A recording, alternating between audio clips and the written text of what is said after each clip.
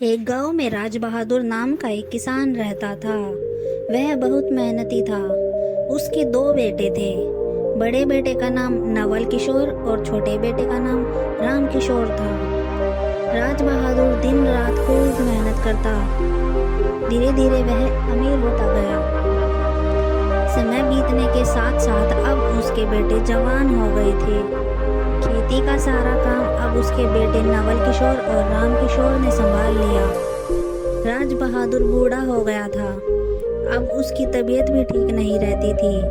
वह हर समय इसी चिंता में डूबा रहता कि यदि मुझे कुछ हो गया तो कहीं दोनों भाई संपत्ति के लिए आपस में लड़ न पड़े। राम बहादुर ज्यादा पढ़ा लिखा नहीं था। उसने वसीयत के बारे में कुछ पता नहीं था। आखिर उसने बंटवारे का एक उपाय सोचा। उसने एक रात खेत में 2 घड़े गाड़ दिए। कुछ दिनों के बाद राज बहादुर की तबीयत ज्यादा खराब हो गई।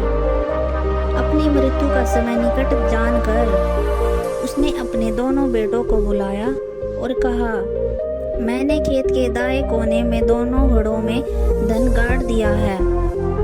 मेरे मरने के बाद दोनों घड़े निकाल लेना और जो जिसे मिले उसे अपना संतोष करना। कुछ दिनों बाद ही उसकी मृत्यु हो गई। नवल किशोर और राम किशोर को जब अपने पिता की बात याद आई तो वह गांव के मुखिया और कुछ अन्य लोगों को साथ लेकर खेत पर गए और खेत की खुदाई करने लग गए। वहां उन्हें 2 घड़े मिले जिनके मुंह पर कपड़ा बंधा हुआ था। वह घड़े खोलने लगे तो मुखिया ने उन्हें रोक दिया और कहा, पहले दोनों एक एक घड़ा बांट लो, उसके बाद ही इन्हें खोलना। पता नहीं इन घड़ों में क्या है, इसलिए जो जिसके हिस्से में आए ले लेना। छोटे भाई राम किशोर ने कहा, भैया पहले आप अपनी घड़ा चुन लीजिए क्योंकि आप बड़े हैं। सबने उनकी बात का समर्थन किया मगर नवल किशोर ने कहा कि नहीं भाई, पहले तुम अपना घड़ा चुनो, तुम छोटे हो इसलिए पहला हक तुम्हारा है। लेकिन छोटा भाई राम किशोर नहीं माना। तब नवल किशोर ने एक घड़ा उठा लिया, दूसरा घड़ा राम किशोर ने ले लिया। अब नवल किशोर ने अपना घड़ा खोला, उसमें सोना और जेवरात थे। वह खुशी से उछल पड़ा।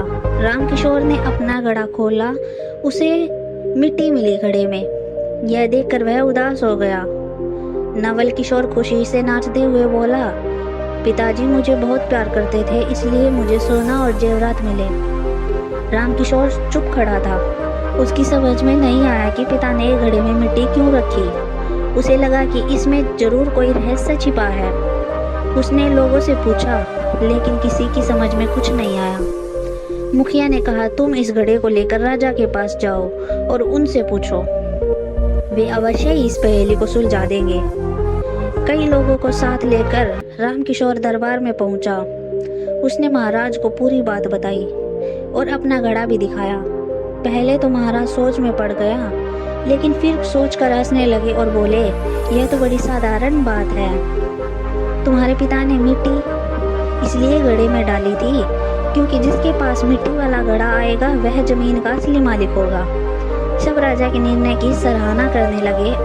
अब राम किशोर को मिट्टी से भरे घड़े से कोई शिकायत नहीं थी।